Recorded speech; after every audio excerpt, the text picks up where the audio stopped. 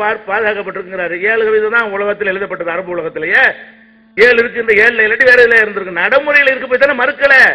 இல்லாட்டி அன்னைக்கு புலகாக்கள் மறுத்திருப்பான குரானை ஒழிச்சு கட்டுறதுன்னு கர்வம் கொண்டு இருக்க, அதே ஒரு லட்சியமா கொண்டிருந்தானே. இதுக்கு எந்த ஒரு பதிலும் சொல்ல கிடையாது. அடுத்து என்ன, ஒன்றாக அமர்ந்து சாப்பிடுறத பத்தி கிண்டல் பண்றாரு. ஒரு ஹதீஸ சொன்ன பிறகும் குரான் ஆயத்திலே இது விளங்குதுன்னு சொல்லிவிட்டு அர்த்தம் செஞ்சு, அதே மாதிரி அபூ தல்ஹா ஒரு மனைவி 2 பேரும் சேர்ந்து ஒரு விருந்தாளியோட சாப்பிடுறாங்க என்பதையும் ஹதீஸ சொல்லி, இதுக்கு பிறகு இது கேள்வி கேட்கலாமான்னு கேட்டா ஊர்வலத்தை போட்டு காட்டினது என்ன அர்த்தம்? ஹதீஸுக்கு எதிராக ஊர்வலம் வருமா? அப்ப ரசூல் ஸல்லல்லாஹு அலைஹி வஸல்லம் முடியாது ஆதாரம் காட்டினதே சொல்லல என்று பதிவு பண்ண பார்க்கிறார்கள். அதை நான் சொல்லி இருக்கிறேன்.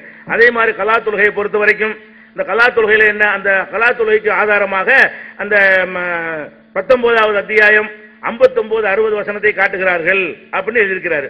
59, 60 வசனத்தை காட்டு, வேற ஆதாரங்கள் இருக்குது. நாங்க 59, 60 வசனத்தை காட்டுறோம். வரிசையத்தான் சொல்லிட்டு வரோம்.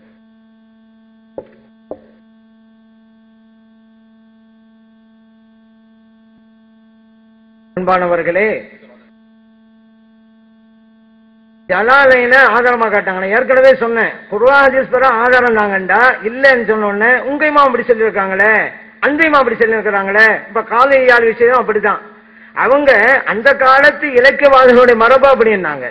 அப்ப அந்த காலத்துக்காரனுடைய கவிதைகள் இன்னைக்கு இருக்குதுல, இந்த மரபை காணாம அப்படின்னு கேட்டா எங்க கருத்து காலியால் தான் சொன்னாங்க. அப்ப காலியால் மதபா நீங்க எந்த மதபுல இருக்கிறீங்க? ஒரு விஷயம் நீங்க சொன்னா உங்ககிட்ட ஆதாரம் கேட்போம். காலியால் எங்கிட்ட சொன்னா அவர்கிட்ட கேட்போம்.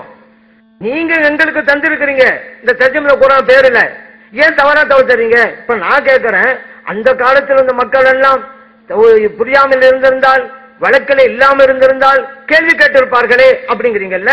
சரி, அந்த காலத்து மக்களுக்கு மத்தியில மரபிலே இருக்குன்னு வச்சுக்கிறீங்களேன், தாங்களேன், அதானே கேட்கிறோம்.